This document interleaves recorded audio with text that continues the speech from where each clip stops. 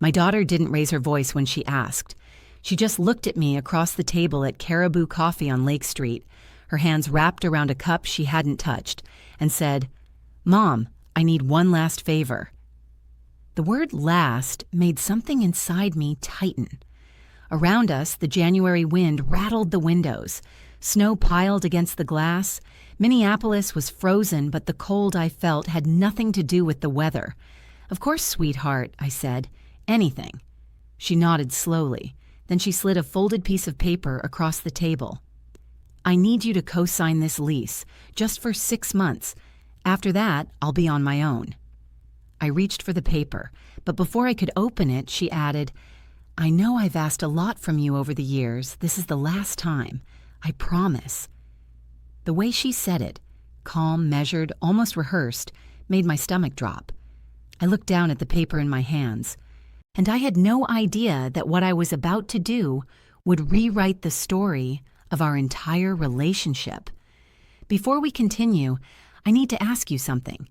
If you've ever felt tested by someone you love, if you've ever wondered whether you passed or failed a test you didn't even know you were taking, leave a comment below and tell me where you're watching from. This story might be mine, but the feeling is universal, and if it resonates, subscribe. There are more truths ahead. Now let me take you back to how we got here. I became a mother at 24. Young, unprepared, but determined to do better than my own parents had done. My daughter Emma came into the world on a snowy February morning in St. Paul. She was small, quiet, watchful. Even as a baby, she seemed to be studying me, trying to figure out if I could be trusted. I worked 2 jobs to keep us afloat. Waitressing at a diner on University Avenue during the day, cleaning offices downtown at night. Emma stayed with my neighbor Mrs. Larson, a kind woman who smelled like cinnamon and never asked questions. I told myself I was doing my best. But best often meant exhausted. It meant missing her first words because I was asleep on the couch. It meant boxed mac and cheese 4 nights a week. It meant birthday cakes from the grocery store clearance shelf. Emma never complained. She learned early that asking for too much meant disappointing me. So she stopped asking. By the time she was 10, she was the one making breakfast. By 12, she was doing her own laundry. By 14, she had a part-time job at the library and bought her own school supplies. "You're so independent," people would say. And I would smile, grateful they couldn't see the truth. She wasn't independent. She was surviving. I told myself she was strong, resilient, capable. But deep down, I knew she had simply learned not to need me. And I let her. Because needing less meant I could give less. It was easier that way. There were small moments I missed. Her 8th grade graduation. I had picked up an extra shift. Her first high school dance.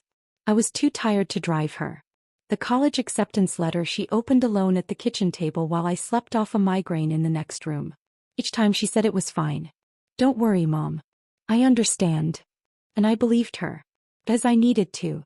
When Emma turned 16, she asked me to come to her choir concert. She had a solo. She'd been practicing for weeks. I promised I'd be there. But that afternoon my manager called. Someone had called in sick. If I didn't cover the shift, I'd lose the job. And we needed the money. I called Emma from the employee break room. "Sweetheart, I'm so sorry. I can't make it tonight.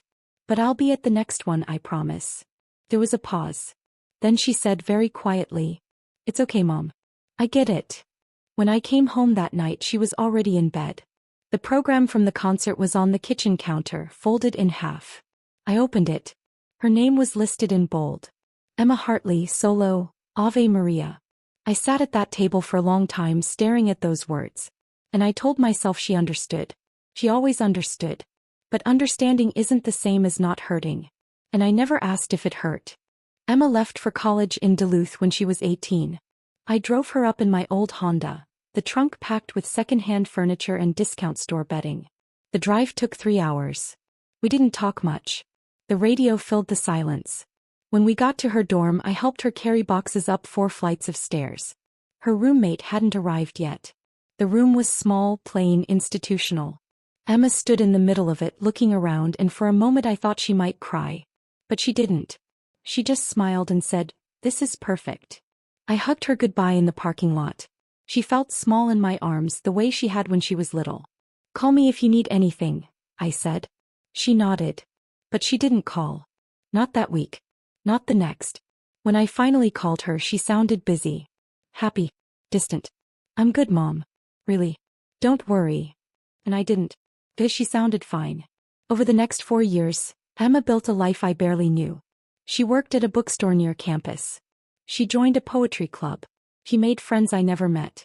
She graduated with honors in English literature. I saw the photos on Facebook. Her in a cap and gown, smiling. Her at a coffee shop with people I didn't recognize. Her standing in front of a lake at sunset, arms outstretched. She looked free. And I told myself that was enough. I told myself she didn't need me anymore. And maybe that was easier than admitting I hadn't been there when she did. Emma moved back to the Twin Cities 2 years ago. She got a job as an assistant editor at a small publishing house in northeast Minneapolis. She rented a studio apartment in Uptown. She seemed settled, focused, independent. We saw each other maybe once a month. Coffee usually. Sometimes brunch on Sundays. The conversations were polite. Surface level. Safe. How's work? Good. Busy. How's the apartment? Fine. A little small, but it works. Are you eating enough? Yes, Mom. I never asked the deeper questions. And she never offered. Then 6 months ago she called me. Mom, I got a promotion. Her voice was bright. Excited. Proud. That's wonderful, sweetheart. They're making me a junior editor. It's a real position. Benefits, everything. I'm so happy for you. There was a pause. Then she said, they're having a little celebration at the office next Friday. Just a small thing. Cake, champagne.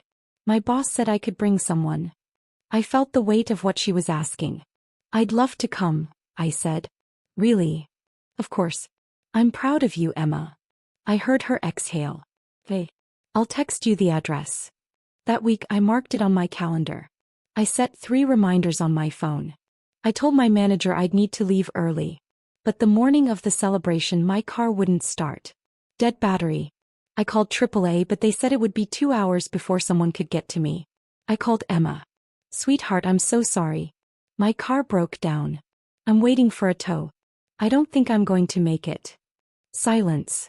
Then, it's okay, Mom. I'll make it up to you. We'll go out this weekend. Anywhere you want. Sure. That's fine. Emma. I have to go, Mom. People are starting to arrive. She hung up. I sat in my driveway staring at the phone in my hand. And I told myself she understood. She always understood. But this time something felt different. 2 weeks after the missed celebration, Emma stopped answering my calls. First I thought she was busy. Then I thought she was upset. Then I started to worry. I texted her. Sweetheart, are you okay? I haven't heard from you.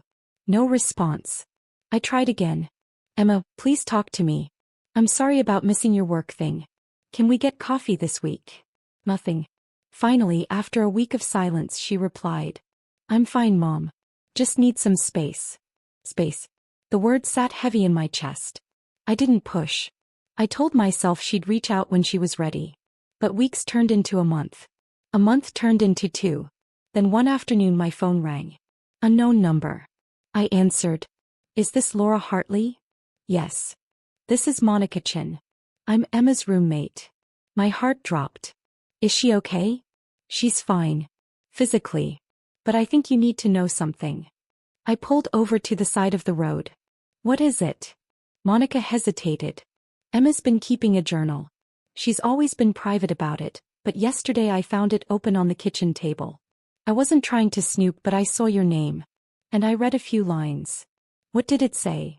She's been writing about you. About your relationship. And I think you need to read it. Why are you telling me this? Because I care about her. And I think she's been carrying something for a long time. Something she's never said out loud. Can you send it to me? I can't do that. But I can tell you where she keeps it. It's in a blue notebook on her desk. If you come by when she's at work, I'll let you in. I should have said no. I should have respected her privacy.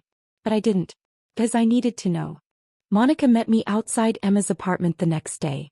She was younger than I expected. Mid-20s maybe. She had kind eyes. Are you sure about this? I asked. She nodded. Emma's been struggling. And I think part of the reason is that she's never said what she needs to say. To you. She unlocked the door and let me in. The apartment was small but cozy. Books everywhere.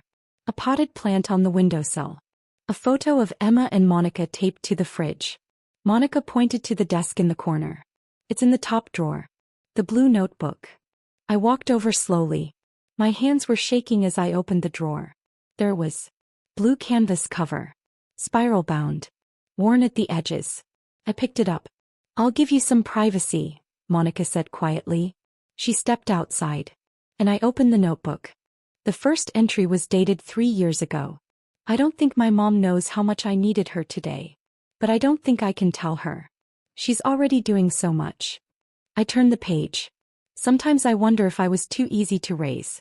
If I made it too simple for her to be absent. Another page. She missed my concert again. I told her it was fine. But it's not fine. It hasn't been fine for a long time. My chest tightened. I kept reading. Entry after entry. Year after year. Small moments I had dismissed. Promises I had broken. Silences I had misread. And then near the end I found an entry from 6 months ago. The day of her work celebration. I asked Mom to come today. I told myself this time would be different. But her car broke down. And I stood there with my boss and my coworkers and they asked where my family was. And I said they couldn't make it. And I smiled. And I pretended it didn't hurt. But it did. It always does. I'm starting to realize something. Mom loves me. But she's never chosen me. And I think I've been testing her my whole life, hoping she'd finally pass. But she never does. I closed the notebook. My hands were shaking. For the first time in 28 years I saw the truth. Emma hadn't been independent. She'd been invisible. And I had let her stay that way. I called Emma that night. She didn't answer. I called again. Finally she picked up. Mom, I told you I needed space. I know. But I need to talk to you. Please. I'm busy. Emma, I read your journal. Silence. Then. You what? Monica let me in. I read it. And I need you to hear this. You had no right. I know. And I'm sorry. But I need to say something and if I don't say it now, I never will. I heard her breathing on the other end of the line. Go ahead. I took a breath.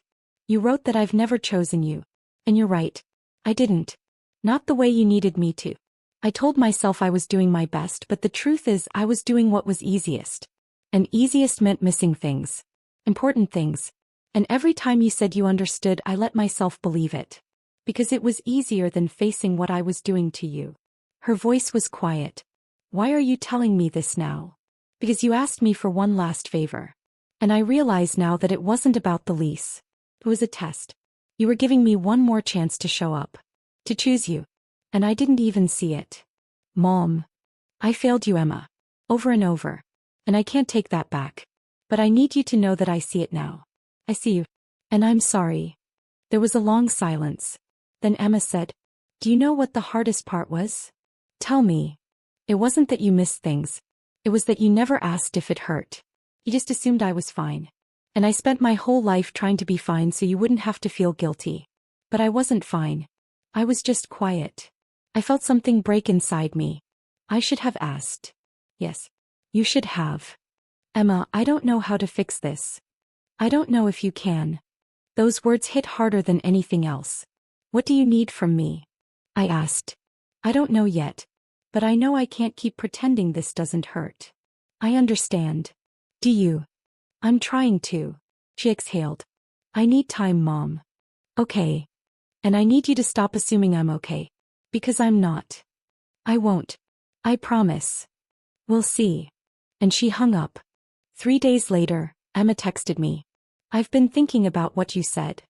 I replied immediately. I meant every word. She wrote back. I believe you. But believing you and trusting you are two different things. I stared at those words for a long time. Then she sent one more message. You didn't fail the test, Mom. You failed to see there was one. And in that moment I understood. Emma hadn't been testing whether I loved her. She'd been testing whether I saw her. And for 28 years I hadn't. I didn't push after that. I gave her the space she asked for. But I also started showing up differently. I sent her a text every morning. Not asking for anything. just letting her know I was thinking of her. Good morning, sweetheart. I hope today is kind to you. I didn't expect a response. And most days I didn't get one. But I kept sending them.